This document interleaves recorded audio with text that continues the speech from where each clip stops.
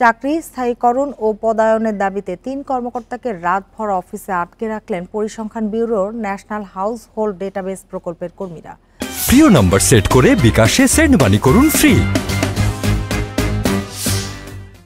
রোববার বিকেল থেকে আটকে রাখা হয় তাদের। ২০১৬ সালে চুক্তিভিত্তিক নিয়োগ পাওয়া ৫৪৫ জন কর্মীর মধ্যে ২৬১ জন আন্দোলনে অংশ নিচ্ছেন।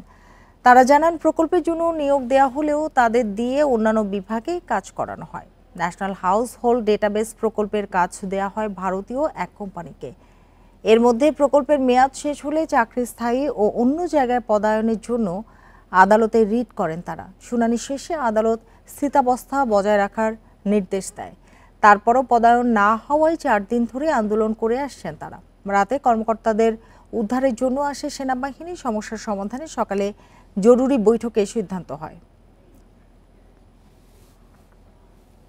১৬ সাল থেকে ২০২২ সাল ৩১ ডিসেম্বর ২০২২ সাল পর্যন্ত এই প্রকল্পের মেয়াদ ছিল, কিন্তু আমাদের এই প্রকল্পে কোনো প্রকার কাজ করানো হয় নাই। ১২২ কোটি টাকা ইন্ডিয়ান জেরক্স কোম্পানিকে দেওয়া হয়ে গেছে। তাহলে স্যার ওই মানে টোটাল টাকাটা ফাও গেছে, কোনো ক্লিয়ার ডাটা নাই। হাইকোর্টের রায় অনুযায়ী আমাদের যে স্ট্যাটাস কো আছে এইটার অনুযায়ী আমাদেরকে পদায়ন অর্ডার করতে হবে, ১ নাম্বার 2, এবং খুব দ্রুত সময়ের মধ্যে আমাদেরকে আত্মীকরণ করে নিতে হবে অথবা আমাদেরকে স্থায়ীকরণ করে নিতে হবে।